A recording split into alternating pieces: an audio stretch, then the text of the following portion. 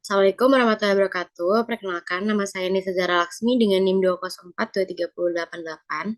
Di sini saya akan memaparkan hasil ujian akhir semester saya, mata kuliah Manajemen Keuangan Internasional. Di sini ada beberapa pertanyaan. Kita mulai dari nomor 1. Nah, apa itu arbitrase internasional? Jadi, arbitrase internasional itu merupakan penyelesaian sengketa melalui pihak ketiga yang netral. Arbitrase ada yang terlembaga dan ada juga yang bersifat sementara. Penyelesaian sengketa melalui arbitrase mengharuskan adanya persetujuan dari kedua belah pihak yang bersengketa untuk membawa sengketanya ke arbitrase. Badan arbitrase yang bersifat permanen sehingga akan tetap ada meskipun perselisihan yang ditangani telah selesai. Lalu, apa kekuatan pasar yang dapat merubah suku bunga atau kurs nilai tukar? Nah, nilai tukar sendiri ditentukan oleh berbagai faktor yang kompleks, yang sering membuat para ekonom paling berpengalaman tuh bingung. Investasi harus memiliki beberapa pemahaman tentang bagaimana nilai mata uang dan nilai tukar memainkan peran penting dalam tingkat pengembalian investasi mereka. Kurs nilai tukar bisa berubah karena perbedaan angka inflasi, perbedaan suku bunga, defisit akun berjalan, utang publik, ketentuan perdagangan, dan stabilitas politik dan kinerja ekonomi. Perubahan nilai tukar akan mempengaruhi faktor pendapatan lainnya seperti suku bunga, inflasi, dan bahkan keuntungan modal dari surat berharga domestik. Lalu selanjutnya kita beralih ke nomor 2. Nah, bagaimana sih proses terjadinya inflasi? Nah, inflasi itu dapat terjadi karena banyaknya jumlah uang yang beredar dengan sebanding permintaan yang tinggi dan meningkatnya harga produksi. Nah, kita contohkan itu tepung terigu. Nah, pada tahun 2020 itu tepung terigu berharga 15.000 per 1 kilo.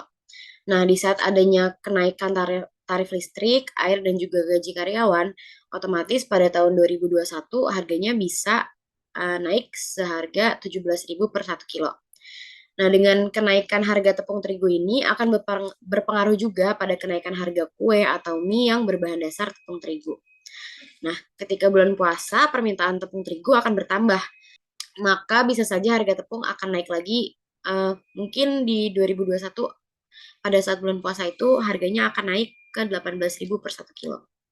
Nah, perputaran ekonomi pada bulan puasa itu lebih cepat karena adanya THR dari perusahaan, maka uang yang beredar semakin banyak sehingga tingkat inflasinya meningkat. Lalu pertanyaan selanjutnya, bagaimana jika nilai tukar berkontraksi terhadap inflasi?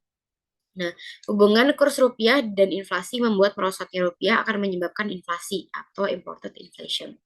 Sementara inflasi yang tinggi terhadap negara-negara lain akan membuat kurs rupiah semakin melemah, sesuai dengan teori paritas daya beli. Lalu bagaimana proses nilai tukar mempengaruhi tingkat suku bunga? Nah, semakin tinggi tingkat suku bunga suatu mata uang, akan semakin tinggi pula permintaan akan mata uang negara tersebut. Tingkat suku bunga diatur oleh bank sentral, dan jika dalam jangka panjang bank sentral selalu menaikkan suku bunga, maka tren nilai tukar mata uang negara tersebut terhadap negara lain akan cenderung naik. Lalu kita selanjutnya akan menjawab pertanyaan nomor 3. Forex exposure itu apa sih? Nah, forex exposure atau FE dapat diartikan sebagai risiko yang akan dihadapi oleh suatu perusahaan sebagai akibat dari perubahan atau fluktuasi kurs falas.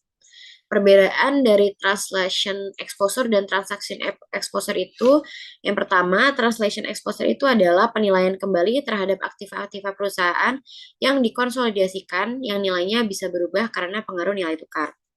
Kalau transaction exposure itu risiko yang berhubungan dengan sensitivitas perjanjian satuan arus kas perusahaan dalam mata uang asing untuk tingkat perubahan nilai tukar yang diukur dengan mata uang perusahaan domestik. Lalu kita beralih ke nomor 4. Nah, bentuk resiko seperti apa yang dihadapi oleh negara akibat adanya exposure transaksi?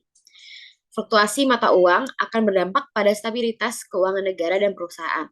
Ketika sebuah perusahaan berinvestasi atau beroperasi dari lebih dari satu negara, perubahan nilai tukar dapat mengekspos arus kas, pendapatan, dan juga keuntungan. Exposure transaksi ekonomi dapat berdampak besar pada nilai pasar perusahaan karena memiliki efek jangka panjang. Lalu, apa yang harus dilakukan perusahaan multinasional dalam mengantisipasi risiko? Untuk memitigasi risiko tersebut, perusahaan dapat melakukan lindung nilai atau hedging. Atau mereka juga bisa mendiversifikasi sumber pasar untung menghasilkan pendapatan dalam mata uang berbeda. Lalu kita ke pertanyaan yang terakhir, yaitu pertanyaan kelima. Nah, direct investment mengapa terus tumbuh di negara berkembang? Pertumbuhan ekonomi di negara berkembang ini memiliki karakteristik yang berbeda dengan pasar di negara maju, sehingga akan lebih menguntungkan dalam membentuk investasi di negara berkembang. Sekian pemaparan jawaban ujian akhir semester saya. Mohon maaf apabila ada kekurangan dan kata yang terbata-bata. Assalamualaikum warahmatullahi wabarakatuh.